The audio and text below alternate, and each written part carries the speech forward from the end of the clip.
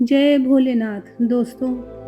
भोले भंडारी के ऐसे तो कई नाम हैं। उनमें से एक नाम है नीलकंठ, अर्थात जिनका कंठ नीला हो। आइए इस कथा से हम समझते हैं उनका ये नाम कैसे पड़ा। एक बार दुर्वासा ऋषि अपने शिष्यों के साथ शिव जी के दर्शन के लिए जा रहे थे। मार्ग में उन्हें देवराज इंद्र मिले। इंद्र ने दुर्वासा ऋषि और उनके शिष्यों को विनम्रता पूर्वक प्रणाम किया। तब दुर्वासा ने इंद्र को आशीर्वाद देकर भगवान विष्णु का पारिजात पुष्प प्रदान किया। इंद्रासन के गव में चूर इंद्र ने उस पुष्प को अपने ऐरावत हाथी के मस्तक पर रख दिया। उस पुष्प का स्पर्श होते ही ऐरावत सहसा भगवान विष्णु के समान तेजस्वी हो गया। उसने इंद्र का परित्याग कर दिया और दिव्य पुष्प को कुचलते हुए वन की ओर चला गया। इंद्र द्वारा भगवान विष्णु के दिव्य पुष्प का तिरस्कार होते देखकर दुर्वासा ऋषि के क्रोध की सीमा न रही। उन्होंने देवराज इंद्र को वैभव से हीन हो जाने का शाप दे दिया। दुर्वासा मुनि के शाप के फलस्वरूप लक्ष्मी जी उसी क्षण स्वर्गलोक को छोड़कर अदृश्य हो गई। लक्ष्मी के चले जाने से इंद्र आदि देवता निर्बल और धनहीन हो गए।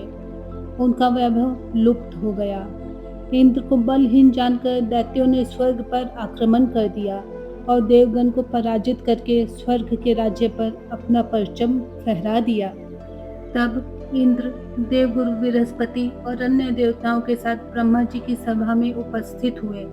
तब ब्रह्मा जी बोले, देवेंद्र, भगवान विष्णु के भोग रूपी फूल का अपमान करने के कारण रुष्ट होकर भगवती लक्ष्मी तुम्हारे पास से चली गई है।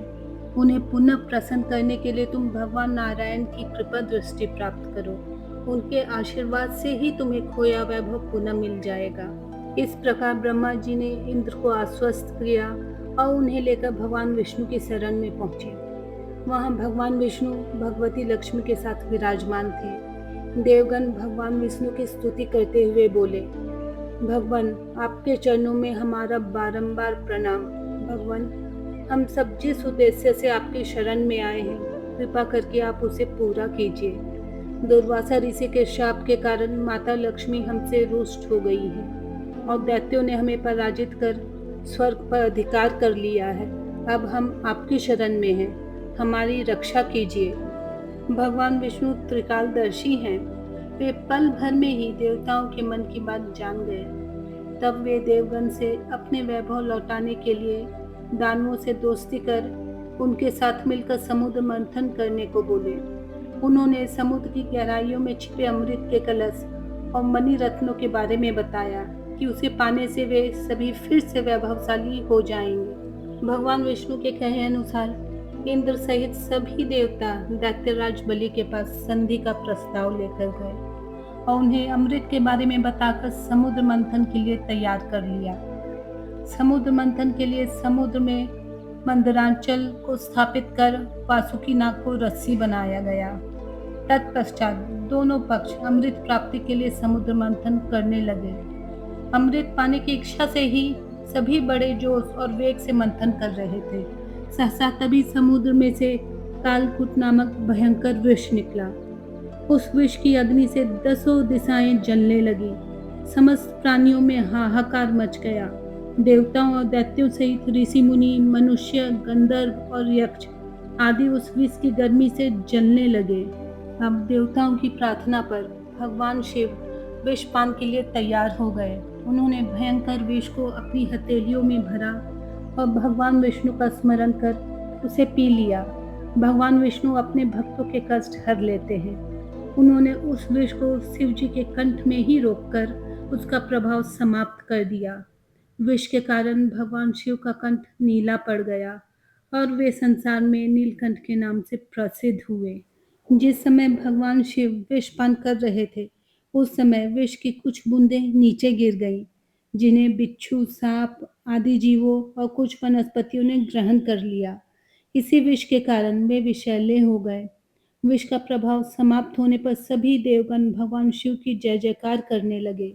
हलाहल के बाद समुद्र से कामधेनु गाय प्रकट हुई। वह यज्ञ हवन आदि सामग्री उत्पन्न करने वाली थी, अतः उसे ऋषि मुनियों ने ग्रहण किया। उसके बाद उच्चैःश्रवा नामक 7 मुखों वाला एक अश्व निकला। वह चंद्रमा के समान श्वेत वर्ण का था। उसकी सुंदरता से प्रभावित होकर उसे दैत्यराज बलि ने ग्रहण कर लिया। समुद्र से श्वेत वर्ण का ऐरावत हाथी निकला। उसे अपना वाहन बनाने के लिए इंद्र ने ग्रहण कर लिया। इसके बाद कौस्तुभ नामक मणि प्रकट हुई। उसे श्री विष्णु ने धारण किया। समुद्र मंथन से कल्प वृक्ष तथा अनेक सुंदर अप्सराएं भी प्रकट हुईं। इनके बाद ऐश्वर्य और भोगों की देवी लक्ष्मी प्रकट हुई। वे भगवान विष्णु की नित्य शक्ति हैं। देवी लक्ष्मी समुद्र की पुत्री के रूप में उत्पन्न हुई थी। उन्होंने प्रकट होते ही भगवान विष्णु को वरमाला डालकर पति के रूप में स्वीकार कर लिया। और अंत में समुद्र से एक दिव्य पुरुष प्रकट हुए। दिव्य वस्त्र आभूषणों से सुशोभित वे दिव्य पुरुष श्री विष्णु के अंशावतार और आयुर्वेद के प्रवर्तक वैद्य धन्वंतरी थे। उनके हाथों में अमृत से भरा कलश था। उन्हें देखकर दैत्यों ने समुद्र मंथन छोड़कर उनसे अमृत का कलश छीन लिया। तब भगवान विष्णु ने मोहिनी अवतार धारण करके देवताओं को अमृत पान करवाया। इसी प्रकार सभी देवता वैभव से संपन्न होने के साथ साथ अमृत पान कर अमर हो गए। दोस्तों, यही कथा है हमारे भगवान भोले भंडारी के नीलकंठ होने की। जय भोलेनाथ।